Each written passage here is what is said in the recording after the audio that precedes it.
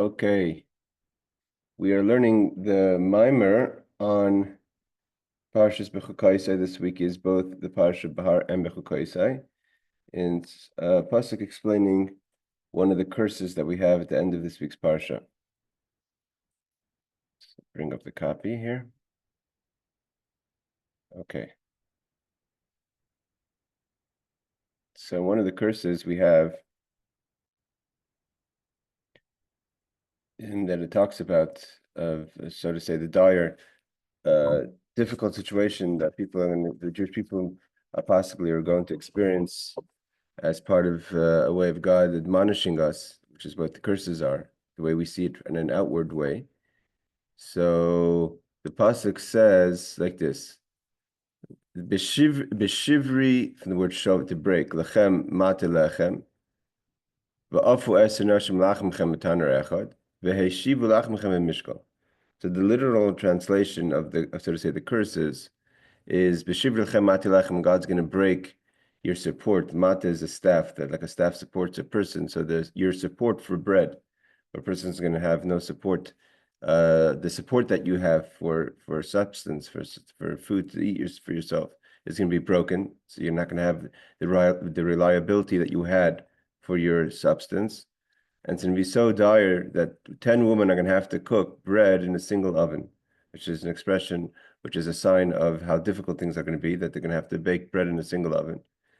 And the bread is going to, the Rashi explains it, that the bread is going to fall apart after it comes out of the oven, to the extent that the only way to divide the bread is going to be to divide the weight. It's going to be crumbled. So when something's crumbled, you can't say this loaf of bread belongs to me, or this loaf of bread belongs to me.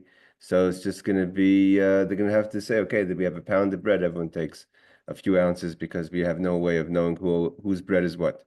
So this is an expression of how difficult things could get, Hashem is saying in the curses.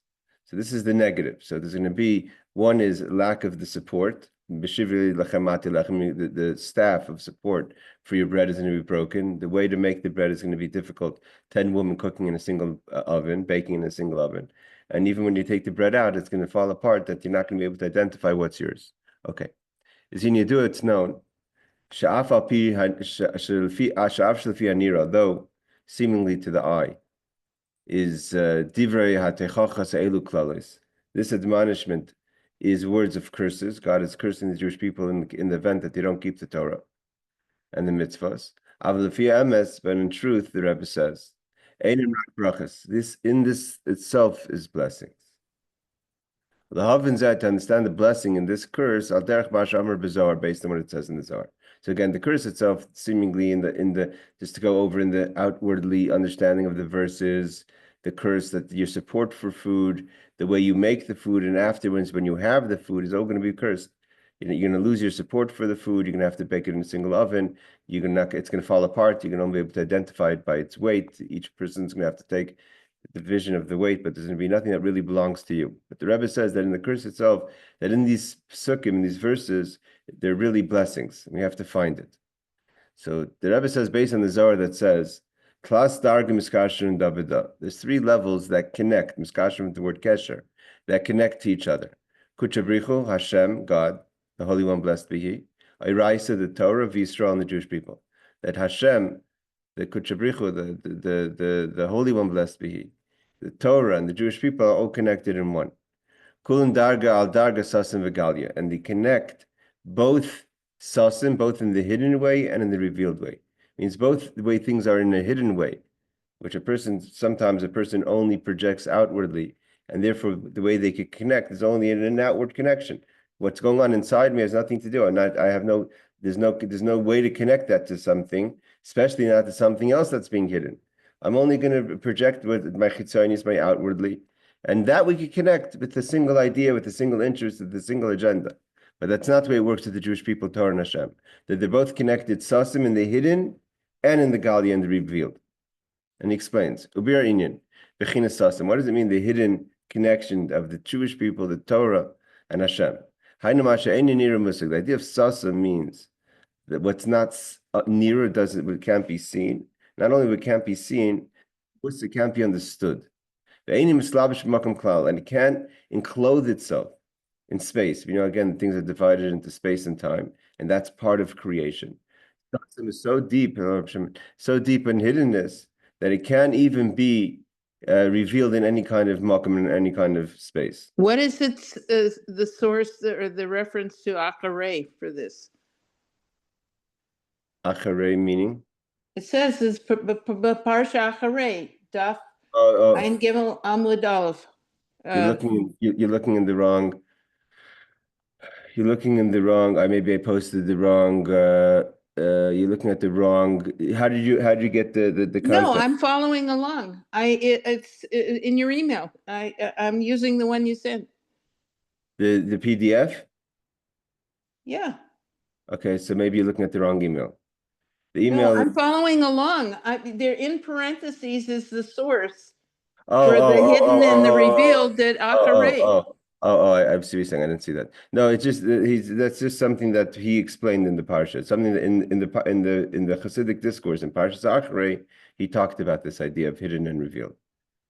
Not something we've learned last week. It's nothing. It's just nothing. It's maybe specifically connected to Acharei, but an idea that he spoke about last week. Okay. So kikula darga al darga sasim v'gal. Everything is there's hidden and revealed. Okay. So what is the hidden? It's hidden that's not can't even go into space. V'nikr stima the gostim. It's hidden of all hiddenness. Pirush, what does that mean?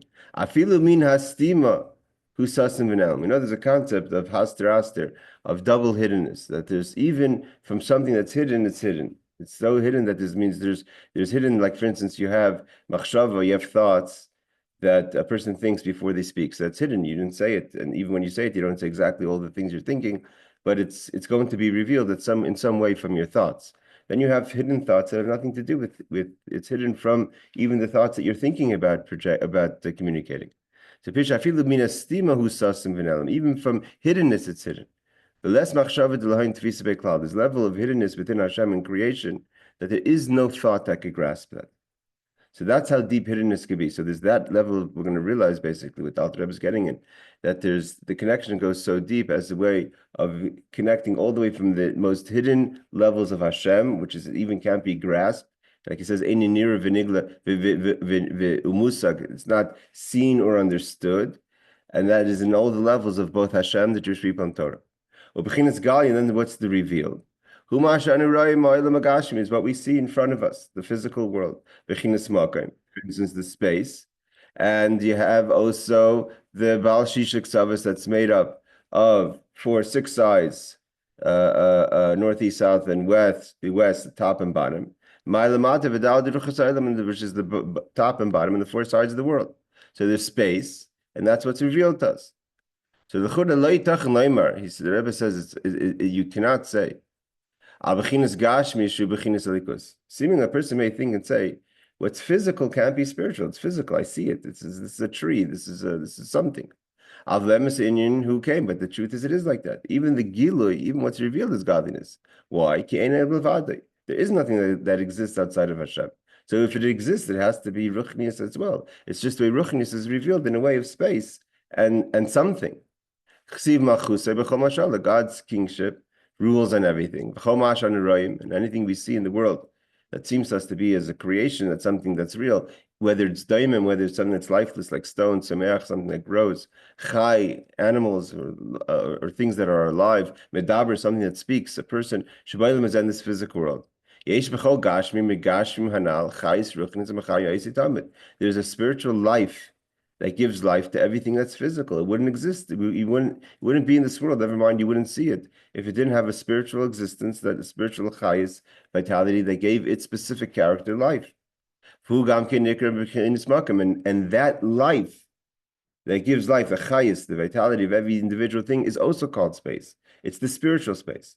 So he's saying when you can't say on spirituality space, it's not true, because the very fact that you see something in the world, let's say a stone that looks a certain way and weighs a certain amount of weight and takes up a certain amount of space, that means it has a chayis in all those definitions. And so that means the chayis itself has space. The chayis is not infinite. The chayis itself has makom. God owns space, and when he creates, there's the spiritual space that gives life to what seems like the physical space. There's also space above. That's what God tells Moshe. Space also belongs to God. What does it mean, space in the spiritual sense? The spiritual life force of everything that exists in this world is space. And that's what's called revealed. So what he's referring as revealed is not just the actual stone, but the chayis that gives life, the life force that gives life and existence to the stone is also revealed space. Because the very fact that it's physical, has a physical revelation, means it also has a spiritual revelation. Otherwise, we wouldn't. Means that what the Alter Rebbe is saying is the physicality is only the conclusion of the spiritual space. And that spiritual space is nullified to its higher source of existence. But what's beyond that space? For instance, where do we have this, say, these three stages? It would be, for instance, in the process of speech. So the thoughts of speech are, and obviously in thoughts themselves there's many levels, but the thought, and to just break it into three, you have the thoughts that help a person communicate the words, and you have the seichel, which is the intellect, which is what the thoughts are. It means any being can think, whether you're a child, a young child, an old person, etc. Everyone can think. But based on how developed and revealed your seichel is, your intellect is how much substance and what the content of those thoughts are going to be. So even the letters and words of your thoughts are nullified to the seichel, to the intellect. And there's no, and that the seichel is very distant from the letters. And that's why the letters only have a ray of that seichel, and therefore it's able to limit it. This is what we say, blesses the space. Usually we refer to that as blessing Hashem, who's called Makim. The word baruch means to bring down. That's the idea of bracha. Bracha means when you say bracha, I bless you. What does it mean to bless someone? You're blessing, and you're blessing God. You're bringing down an energy. So the idea of baruch makim is to bring a blessing that there should be space, from beyond space into space. Like we say in the bracha, we're talking about when we're saying the blessing of Baruch Aleinu, we're saying to give blessing in its right seasons, etc. Means we bring a blessing from beyond the seasons into the seasons. The hamshich min al-ma'il is man from above time into time. V'zeu baruch Hashem min ha'olam adaylam, to bring from one world, from one existence to another existence. And he explains a little bit further in the parentheses. Inim makim ruchin yesh leimer dahainu vav tzavas al yenis shem shesh vav tzavas kashmim. The six sides of above, below, northeast, etc. Tzaf and Darim, north and south. Shezehu bechinas hamakim. It comes from the spiritual space. It's explained in another Hasidic discourse. That we say God is part of the seven skies and the four sides of the earth. Okay, let's skip down past the parentheses. So there's the idea of space that we said within godliness, and there's the idea of sasim revealed and gali, and there's gali revealed and sasim and hidden. Now the Rebbe says, so just like in the world, there's what's beyond makoim. And even with even the spiritual makim, which is the spiritual specific chayis for every existence in the world, is also called makim, and that is baruch min ha'olam v'adaylam. You have to bring from beyond space into space in spirituality itself. So v'hinei also the same thing applies to Torah. Ayraisa gamkin sasim v'galia. Torah also has what's hidden and what's revealed. Pirish inyan haklal se'el, and here we see it in these, for instance, in these curses. Again, what did we say? And we're going to have to figure out how to align the curses, not just to say that one idea seems, is saying this message, and when the revealed idea is saying this message. You're going to have no reliance for food. You're going to cook out of a single oven, 10 women. The bread is going to come out crumbly, like Rashi says, and then there's going to be a spiritual idea. We're going to have to the ideas are going to have to be aligned within space and out of space, within hiddenness and outside of hiddenness, and revealed. So he says, the Torah also has what's called hidden and revealed. Pirish K'inyan, like it says, Pirish K'inyan HaKlal, like these curses. When a person listens to the curses, reads the Torah, this Shabbos in the shul, so it's going to say, Bechinas Gali, what's revealed. Also, it's not talking about the Jewish people. Like it says afterwards in Nitzavim when it talks about the curses. It says, "V'nasin Hashem lekechas kol ha'olis ha'ela alevecha." God doesn't want to bring these curses onto us. He says, "Let all these curses go onto your enemies." V'hainu b'chinas Esav. Who's ha'olis ha'ela alevecha? It's Elad. When it says these, the word Ela is connected to the plural, and that's the world of Esav, which doesn't have the singular Hashem Echad. V'hainu b'chinas Esav shu b'chinas Ela. Lachin Rabim, Tur de Pruda. The separate, all different kinds of mountains. Of Nafshes Esav, the souls, plural of Esav. And by Yaakov it says Nefesh, singular, one. So Esav is the world of separation and multiple. God says these curses should befall Esav, the world of Elad, your enemies. But you, hopefully, God says that you shouldn't be connected to the curses. Why? Because Shemata b'koil Hashem. You should listen to the voice of Hashem. Because what's internal is hidden. To take from the hiddenness into reveal. That's the blessings and the curses. Let me explain what that means in a second. I just want to see. He referred to. Okay, so the separate mountains. Okay, this is an idea that we've learned before. The word bikoil is translated in the voice, bikoil Hashem. So seemingly, when it says va'ata tashuv, you should return v'shamat bikoil Hashem, listen to what Hashem is telling you, means listen to the Torah. But the Alter Rebbe explains many times the word bikoil also, if you focus on the actual word bikoil, means what's in the voice. Pay attention what's in the voice, what's really being said, not what you just hear outwardly. That's what he's saying. The idea is, listen what's really deeply hidden in the voice. There's something internally that's hidden there that you have to pay attention to. Outwardly, it sounds like a curse, but if you listen closely, you're going to hear the hidden blessing in there. And that's what he says, this is what it means to bring from the hiddenness into reveal, that it's not just what it seems to the so to say to the common ear, that the God is saying a curse, that you're going to have nothing to rely on physical material. There's a hidden actual blessing here. That's bikol ve'im bechinas habrachas shebeklalis. If you pay attention what's inside, what's really being said, you're going to hear and you're going to listen to, and you're going to pay attention. And not only is it not a curse, there's a blessing here. So he says, so we're basically what the Alter Rebbe is explaining, what Hashem is saying in Nitzavim, that these curses should befall your enemies. But after you listen to the voice, means the words are the same to both of you.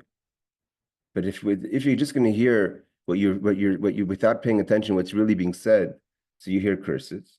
But if you pay attention, and the Jewish people who are connected internally with Hashem, don't just listen to the chitzonis of what's projected outwardly, what's being expressed outwardly. You could listen to bikoil, what's really inside over there. You're going to hear a blessing over here. You're not going to hear a curse. He says, "V'hini brachas elu hu al derech mashakasu gemara." It's connected to last week, Lag Bomer, Friday, the story about Reb Shimon Bar Yochai and his son Rebbe Lazar. He asked him to get a blessing. "V'hini brachas elu hu al derech mashakasu gemara per kamed de'mayit katan." Daf Tes Amud Beis. The Talmud over there tells us in Moed Katan, page 9, second side. Hanach kula brichas aninu. Reb Shimon asked his son Rebbe Lazar to go to two great sages and ask them to bless him, and what they told him to him seemed like they were cursing him. So he says, "No, hanach kula brachas aninu. You're not paying attention. There's really blessings in all this. That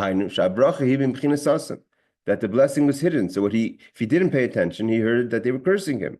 But his father says, no, you don't understand what they were saying. What they were saying deeply, what's being camouflaged in the curses. And sometimes, so the question is why? Why does something have to be camouflaged in curses? Sometimes you want to protect the blessing.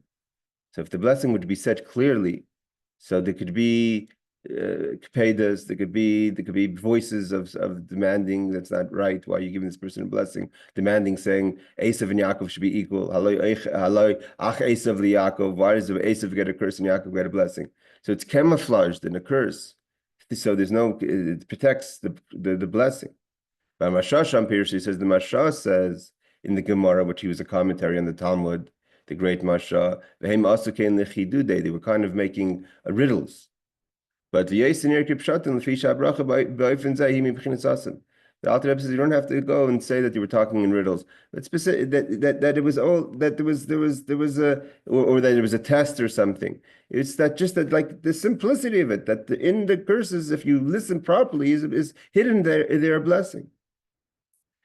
So now that we know, so what did he establish until there? He hasn't explained what the blessing is. He explained that don't just listen to what you're hearing. And this applies to not just in this isolated situation, but in general in life. A lot of times what we see in front of us seems difficult or seems hard or seems like it's not a blessing, it's a curse.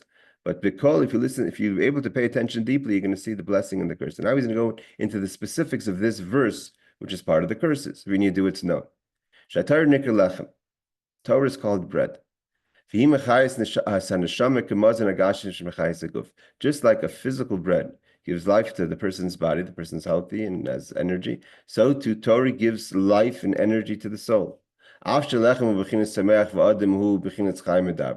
Even though, let's say in the example of physical bread with the person, how is it, and we've asked this question many times, how is it that the bread which is a tzomech is only things that grow, is what gives life to a person, or if the animals eat the grains, chai medaber, they take the vitality from the tzomeach, the things that grow.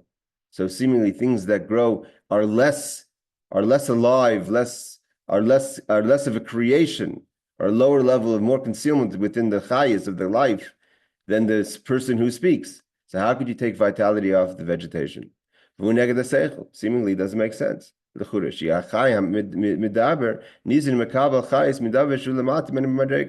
could something that's higher, an animal's higher than vegetation, and a person's higher than animal and vegetation, so how could the person and the animal rely on vegetation, on semeach, when it's lower?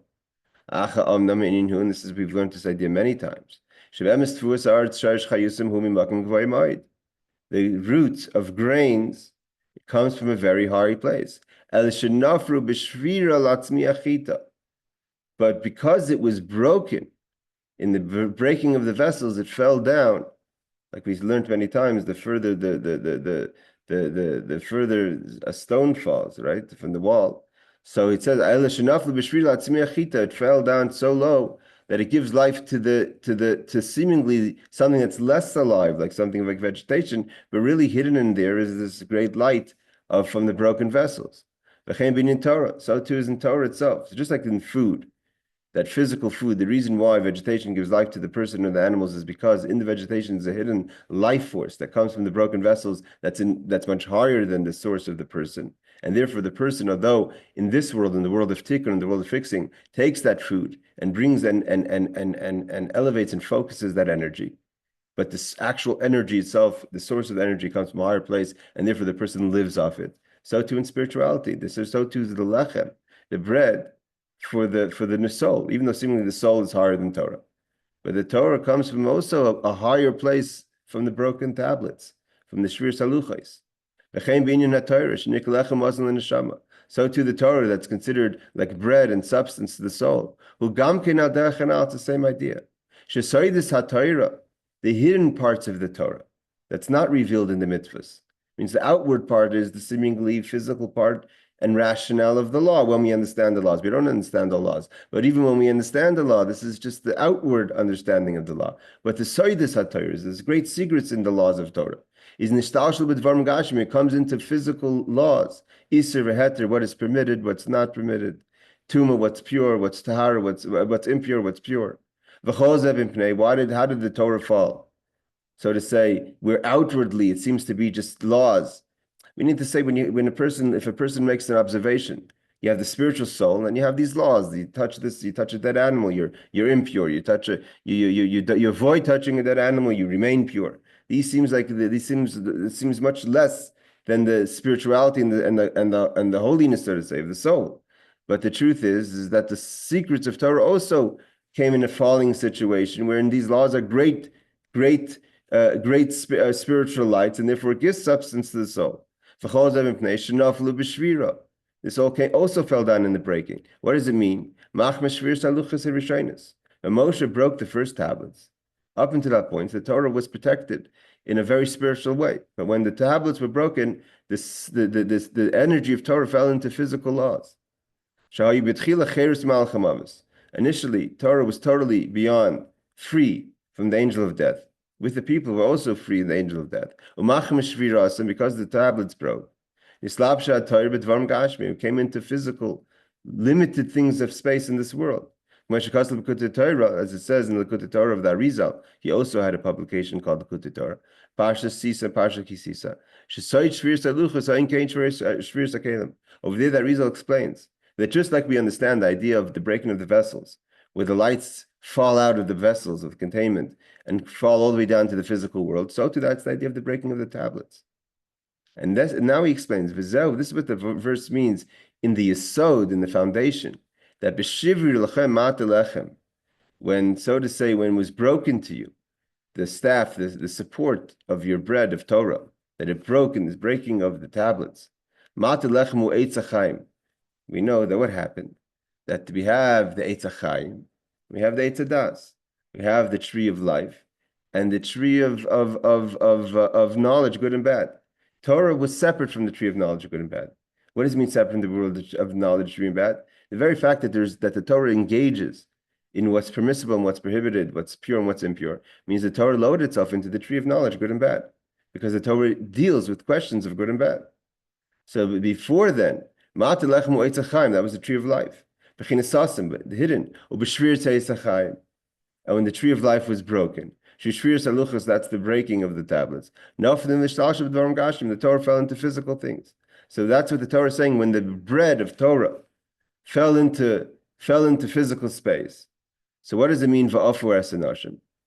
Then 10 women have to bake the bread. So he's going to explain. Bish v'afu. Now what he's going to go into explain is so really over here is because Torah fell into physical space. So the which is the bread, we have to figure out a way to we can't engage in the Torah in its brokenness. It means a person says, well, if the Torah fell into broken space of this world, so I'm gonna perform the mitzvahs because that's what Torah is, but I'm gonna do it also in a broken way, in a dry way, and that's the idea. You have to offer it's one, even though it fell into space, but specifically because that's how we're engaging in it now. It has to be with the same spirituality of the godliness before the broken of the tablets. And this is what he says over here. V'afu esenashim. Pirsh v'afu. Torah nikr lechem chita. Torah is, like we said, the bread of wheat. Wheat is chaf beis oisis Torah, that in the 22 letters of the Hebrew alphabet, it makes up the value of chita. Chita is also 9 and 8 and 5 is 22. Chita is ches is 8, tes is 9, and hey is 5 is 22. Vinyan. Just like if a person eats dough, it means you eat the bread, isa is dough. You eat the bread, but you didn't bake it. If a person eats bread, it doesn't properly digest and give the proper energy. The person said, what's the difference if I put it in the fire or not? All the ingredients are there, right? There's nothing changes from dough to bread besides the fire, the oven. The ingredients don't change. The same amount of salt, the same amount of yeast, the same amount of eggs, water, whatever else you put in the bread. That's all there. So why can't I just eat the dough? I'm not talking about what taste or if you enjoy it in concept. But when a person eats the dough, that doesn't doesn't properly digest. And you can't eat it in a way that's going to enhance in muscle, blood, etc. and chayas. But if a person is going to eat after it's been baked, so though the ingredients are the same, but now it changes. Then properly digested. And comes part of your limbs, properly digested, and it gives energy, and it's healthy, etc. So it's just like everything's there. So just like the bread physically has to go into an oven, so too when it comes to the soul. Torah, you can't digest Torah as dough. You need to bake it. You need to bring in your passion. You can't just do the mitzvahs dry. Doing mitzvahs without any energy, without any chayas, without the passion of the fire of the oven. So then it's like eating dough.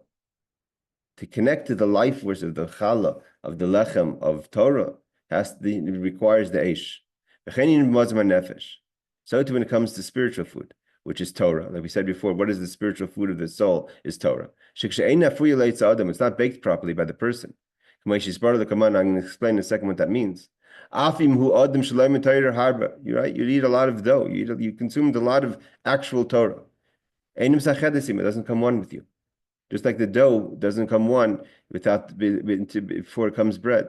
It's say separate. You've studied a lot of Torah. Not that you don't understand it. You could give a shiur, you could explain, You and Torah are separate. You don't become one. And the Torah is not giving you any vitality. Just like a person would eat unbaked bread, unbaked dough. When a person bakes the bread, then Torah becomes part of you. It has an effect. It's giving you life. And you and Torah become one. It's long and it's kept properly. If you properly bring it into all your 248 limbs, then it's shmura, then it's kept by you. But if it's separate, if it can't become part of you, because you didn't bake it, so then it's not going to be kept. What does it mean to bake the bread when it comes to Torah? Torah says, it's brought down about Torah. The Torah was given a black fire on top of a white fire. This is also explained to the idea of the Sefer Torah, of the white parchment and the black letters. The Ramaz Moshe's Chut in Parshas Eikev says, there's the hidden wisdom of Torah with the beginning of the revealed wisdom of Torah. So what does the idea Eish Chayra mean? Eish Chayra means Eish Chayra Aderech Yashas Chayshis History. He's hiding in the blackness. There's a hidden part of Torah. There's the Sasam. There's the hidden black fire in Torah. That's the hidden message, the hidden energy of Torah. Now he explains. It's the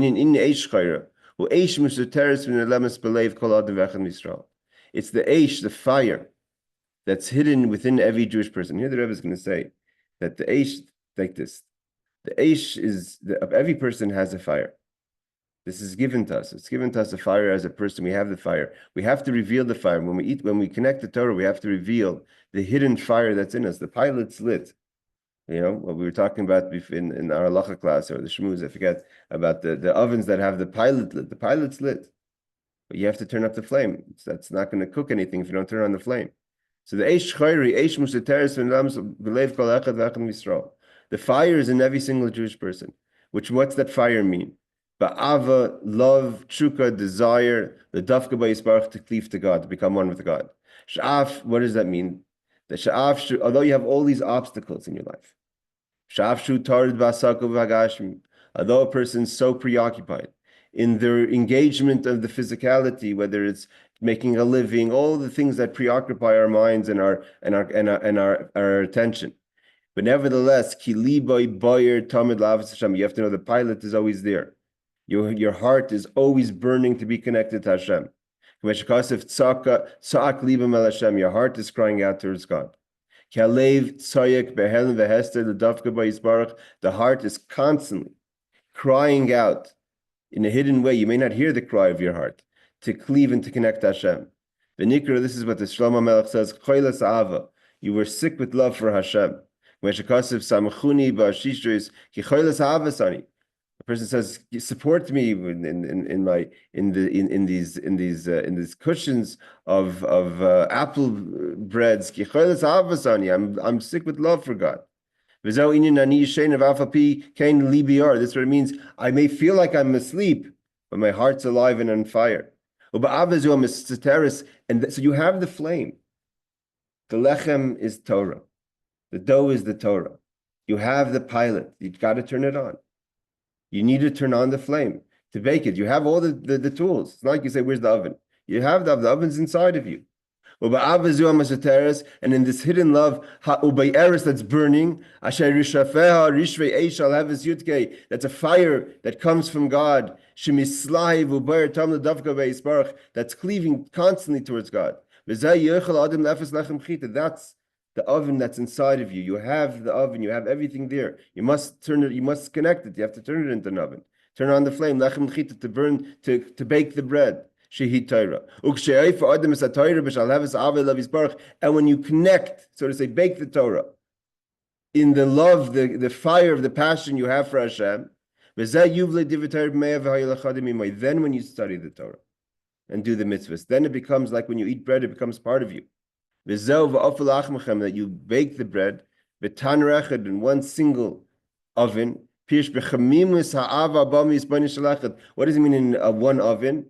The word echad means in the Shem Echad. When we say Shema Yisrael, Hashem Elokeinu, Hashem Echad, is this realization of the oneness of God in all creation, that fire that's built on the echad, on the oneness of Hashem, that's the place of your oven. That's the place that you could cook and become one with Torah, the tefillah, the prayers that you daven and awaken that love. So that's why after davening we go to learn. What's it mean? After the Beis HaKnesses we go to the Beis Medrash, because you turn the oven on. It's like a person who turns on the oven and then walks away. Why did you turn on the oven if you're not going to bake anything in it? You turn on the oven because afterwards when you learn the Torah becomes one with you. That's where we go. When Beis HaKnesses, the Beis HaMedrash. You have a shir after we daven. The passion and excitement you got from contemplating about the oneness of God. So that's the lechem. That's the oven. What are the 10 women cooking in a single oven? So Inyan Eser Nashim, what are the 10 women cooking in a single oven? There's 10 different parts of each one of us, right? Everyone's broken up into the 10 spheros, the 10 character traits, 3 intellectual and 7 emotional spheros. Shalish Imayis, the 3 mothers of Sheva Kfulas and the doubles. Why are they called double? Because, for instance, Chesed is kindness, and its extension is Netzach. Gvura is severity, its extension is Hod, etc. So Shalish Imayis v'Sheva Kfulas. Ubasar Dvarim Elu Yiyafia, and those on all your components. What does it mean, Eser Nashim? There shouldn't be any part of your character, whether it's intellectual or emotional, that's not involved and affected by the baking of the bread. And why is it? So why are they called 10 women? They should be called 10 peoples. Why specifically women? Because you have to know, and in this case, you are a receptacle, the nukuva, you're the female, the receptacle to the eish, to the fire. A person must know, ein hatoiv shaloi, this fire that you have, this goodness that you have, he calls it the toiv. This desire you have to cleave to God, you didn't make it. You don't own that fire. That fire is given you. The master of truth gave you this truth. What do you mean this truth? The va'ed, the consistent. What's emes? Emes is the va'ed, the consistency, the for everlastingness of this fire that's within you. You didn't earn it, you didn't create it, you didn't make the fire. It was nashim. You were a receiver of that fire. But that's why he says, this is what it says in Tanya. He quotes the idea that's brought down that a person should always view themselves that they're potentially for bad. Kirash, you're like a Rasha. Like the Alter Rebbe says, not like Rasha mamish, you're not a Rasha. But you can be a Rasha. Even if you learn and daven all the time, you still have to understand your vulnerabilities, that you're possible to become a Rasha. Like he says, that the bad is yours. If you choose to be bad, that's going to be on you. The good is a gift to you from God. That's why it's called the flame of Yudke, the first 2 letters of God's name. Where do you get that fire to love God? It's given to you from the first 2 letters of God's name. And when you're ready to be a receptacle of it and to acknowledge that you were gifted this fire, and therefore you're able to make the bread, and able to engage all the 10 parts of your character. Don't think you're something on your own. And that's one of the conditions to become. That's why it says the 10 women you have to be a makabel. Know that the fire itself is not yours. The pilot is not yours. Yes, bad things, if you choose, that's on you. But the good things, those are given to you. But if you properly walk into the bakery within your life and realize that the oven and the fire is given to you, the Torah is something that was given to you, but you have the ability to turn on the flame. That's your choice. Then you're able to return the bread in its weight. Again, all this in the negative is a curse. So really, a person, we have to think after the class, everyone, what is the because the curse, when you have this idea that the sasim and galia, that is revealed and hidden, they can't be 2 separate things that have no connection. That when I open up the book and I read the Rashi and he says that my support for life is going to be broken, and I'm going to have to 10 women, I'm going to have to cook in a single oven. This is a sign of poverty, and the bread falls apart. It's a sign of despair. Even after all that effort, and I found an oven and I baked the bread and I made it happen. That I can't even. It doesn't yield any results. It's broken pieces of bread that all we could divide is its weight, because we can't divide any substance.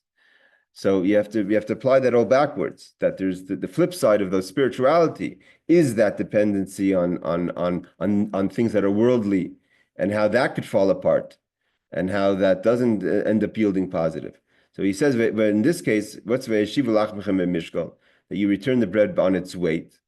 Pirsh yeshiva Torah idea fia hana, when a person properly bakes the bread. I mean, say you turn on the pilot, turn the oven, and you engage all the 10 components of your character, both intellectual and both emotional, and you have the humility to understand that the fire is not yours, you're a makabel, and your level of gratitude and bittul to the ability to connect to Torah. So mimatza, what is Pirush Yashav Torah de afia? Now, when you bake the bread, mimata l'mayla, in your efforts of turning on the oven, because the pilot was given to you, but the oven you did turn on, is v'bchinas mishkal, k'meshakasav v'shekel v'pelis. That is like a weight harim. That when you v'shekel v'pelis, when you there's the idea of shekel v'pelis harim means in Sibrat HaChassidus, like an old chain weights, right? So the more you pull something down, the more the mishkal goes down, the more it elevates the other side, right? If you have a pound weight on one side of the chain and you put in a half a pound of a substance on the other side, so the weight pushes down and brings up the other side. So v'shekel v'pelis harim, it picks it up. That even brings up higher than its elevation. Shabai shekel harim v'nikim maskela bezohar, a weight in the heaven, in the Zohar. Meaning to say that the return is going to be the mishka, like a weight, could bring something higher than it was if you have it equal, right? When the scales are equal, right and left. So then if both sides are equal, and you put it in a weight bottom, that's your efforts. So it lifts it up higher than it was initially. So by putting in these efforts of turning on your flame, and turning on your pilot, and turning on your oven, and baking it, and engaging in the right mindset, then his shekel pelis harim, it lifts it up higher than where it was even initially. So again, in the verse, so what happens in the curse? So the fourth stage that we didn't speak about yet is that even after you have no support, your support is broken. You have to bake in a single oven, and you don't even take out a piece of bread. You take out just the broken. It only has a weight value. So then, the curse continues. You're going to eat, and you're still not going to be full. You're going to eat whatever you took out of the oven. You're not going to be satisfied. What's the blessing in this? Like a person who's never satisfied with money. Yeah, everything. The more you make, the more you want. So too, in a positive way, when a person's love for God never gets satisfied. And when a person's not satisfied, when you reach satisfaction in your journey in life, so it gets stale to you to continue. You don't continue to pursue it. You feel like you've owned that moment and you move on. But when you're not satisfied, you keep on going back because you didn't find satisfaction. And not only that, the blessing is so much so, not only that you're a little satisfied, but you didn't get the full satisfaction. It should be so unsatisfying that every single time you engage in the service of God is as if it's new. Your soul never gets satisfied. Don't be ashamed that your mother has aged. There is no age here. Age is to accept something. Youth is this energy. You're not accepting it. You're staying alive and fresh in engagement. It says, don't be tired and aged with your service of God. Like it says, is there age by God? God doesn't get old. He's beyond time. So you don't get old with God. Don't let your relationship get old with God, because God doesn't get old. He's fresh and young and energetic. You be fresh, young, and energetic in your service of God. But if you don't have all these components of turning on your fire, but you're studying the Torah, you're doing the mitzvahs, but it's dry. It's like a person who is engaging in a piece of dough. The Torah doesn't give you life. He's not. If you're going to be an acher, you're not going to give your premius. You're not going to give your full energy, your full focus on that. Then it's not going to. God's not going to give this. The relationship's not going to have. It's not going to be a two-sided relationship. It's not going to become part of who you are. So again, this is a very beautiful Maamar. I believe we did learn it before. I want to wish everyone Laila Tov. Sharen, you wanted to ask a question? You're on mute.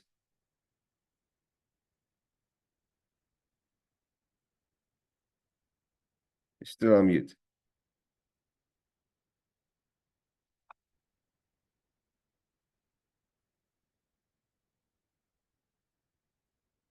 Yeah. Okay. We have, Like what do you want to ask? yeah, I'm here. Can you hear? I'm Yeah, here. yes. Okay. Like, say, okay, you're trying to follow all the laws to your best ability, right? But there's somebody, okay, that keeps trying to mess and they're doing mean things, they're doing insane mean things, and that's not true. And they're trying, and you have been also ever nice to them. You have tried to help them, and they know better. They know the law. They grew up with the law, but they continue to do bad things, not only to you but to other people. And and you forgave them so many times, right? But it's to a point, right? You just feel like, okay, maybe I just have to just stay away from this person. But you just keep praying that they change their ways, but they don't want to change their ways, and they're like, they one way, like in front of like in the community, but then they're another way in front of the Gentiles, and then they do all these mean things to you, and they say mean things about you, but you keep forgiving them. But then it's like, okay, do I not forgive this person? Do I not? You don't trust them anymore. It comes to a point you just don't trust them, but you just feel like it's not right of what they did to you, but also to other people, and even to family members and stuff. It's just not right. Yeah, like I think we've talked about this in the schmooze once or twice, but I hear what you're saying, and yeah, like I said to you in other times, if you're in such a situation and it's an unhealthy relationship, it's obviously not to get into any details right now, but it's obviously something you have to move on and away from. There's no obligation to stay in a place that's bad energy, but you stay focus on the positive things and build on that better. Again, not going into any details right now, but I hear what you're saying, and it's unfortunate. I hope that goes away, God willing. Laila Tov, everyone. Take care, and thank you for joining. Thank you, Rabbi.